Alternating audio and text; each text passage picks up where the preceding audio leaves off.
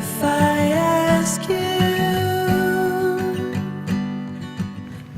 Today I'm back out in Braemar with the intention of getting up this hill behind me. We've got a bit of snow still, and the intention is to head up and try and get sunset as we look north and into the main Cairngorm area. So we will get ourselves sorted and we'll get on the go. We can see everything clear. Are we really happy here?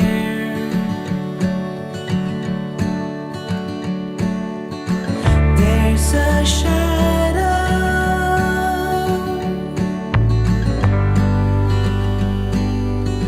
rising on the wall. It should be from here, I think, to the top. It's about 2 hours, so should get up there about an hour before sunset, and hopefully we'll get some images. Breaks in a cloud, it's coming and going, so fingers crossed that we get something decent. So we'll see you at the top. Ask her if she's doing fine. Am I reaching through the line?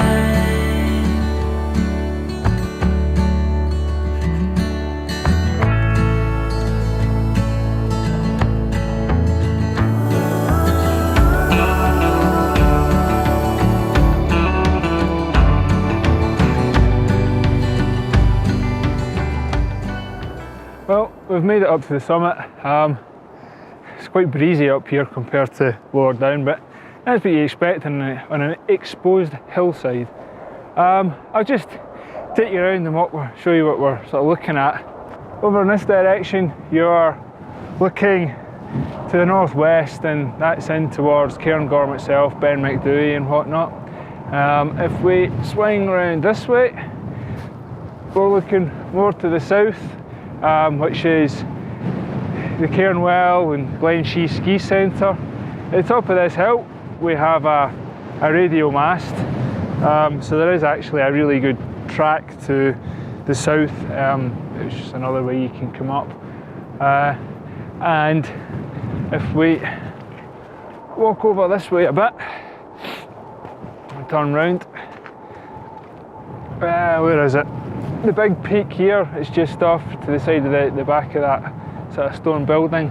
That's the back of Loch Nagar. So up here you've got a pretty good 360 of the whole of the southern area, the Cairngorms, which is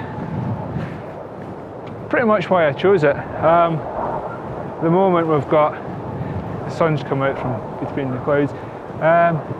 Forecast was quite promising, although it said cloud. It showed that there would be a bit of broken sun or clouds to this, so we get a bit of sun. What I'm really hoping to get is pick out some detail and try and get some of this light onto the snow and on the hills. It's also another reason why I wanted to be up here. This sort of, we've got quite a lot of late season snow. There's a fair bit on the way up, nothing too horrendous, but yeah, so we'll set about and see if we can find a composition, and then we'll maybe give it a little bit of time, let the sun drop a bit lower and see what we get. Fingers crossed we get something, but if nothing else, it's been a nice walk, and we'll know if we can come back another time in different weather conditions.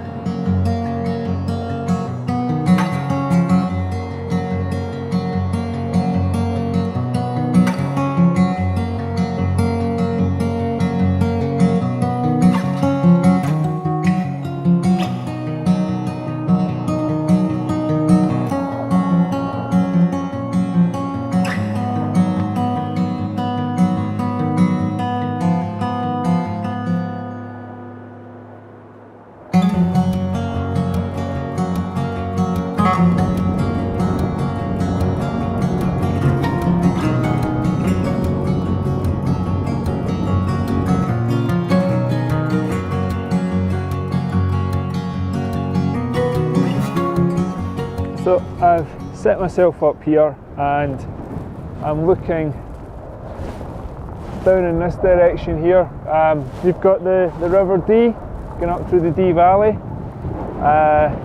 I really like the S shapes that it's doing as it meanders up through the glen. There seems to be quite a bit of a haze, I've noticed from up here anyway, so I want to wait and see if the sun drops into those clouds ever so slightly, just to take the harshness away.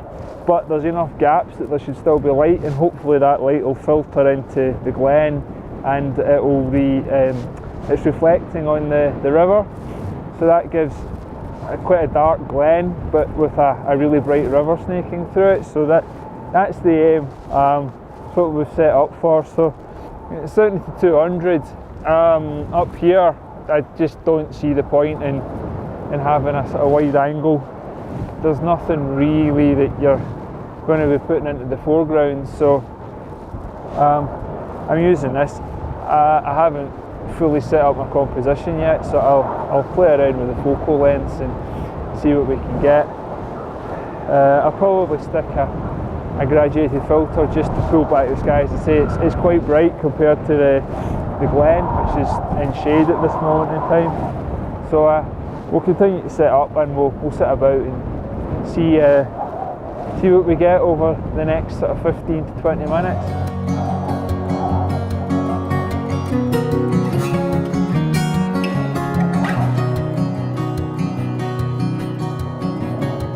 At the moment, what I'd like to shoot is just far too contrasty, and I'm getting all sorts of weird flare and whatnot through the lens.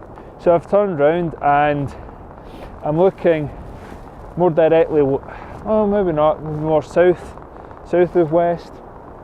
Got some gorgeous light onto the hills in the background. I don't know if you can see, but they're over here. And what I'm using is, there's this snowbank here with there's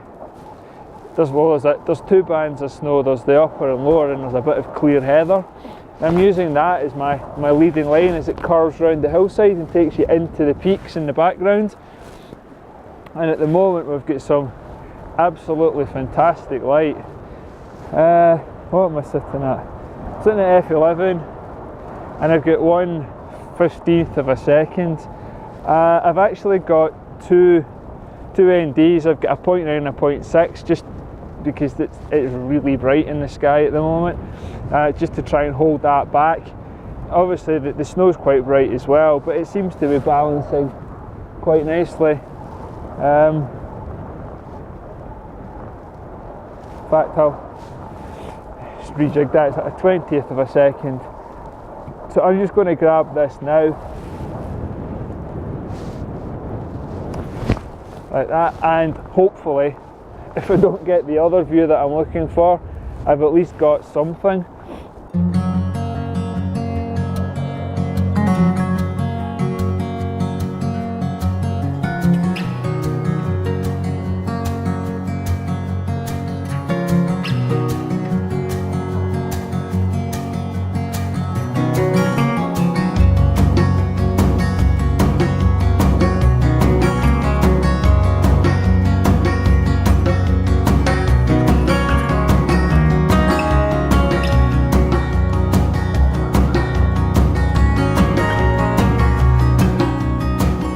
I don't think I've actually mentioned what hill I'm on. This hill's called Morrone. Say hill, mountain, hill, depends on your definition. It's not a Munro, I think it sits at about 700 and something metres above sea level, so that puts it in what are known as Corbett. The views from up here are absolutely stunning. It's great to have such a beautiful vista of the area.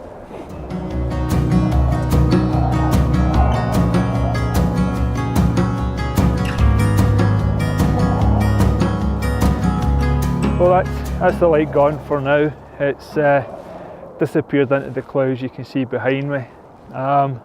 We do have some really pretty pinks off to the east, but there's not really any other colour as such.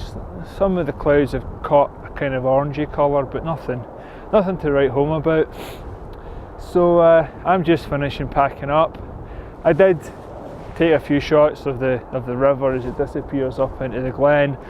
I don't know whether they'll be any good or not. Certainly, compared to some of the other stuff that I've got today, I'm less happy with that.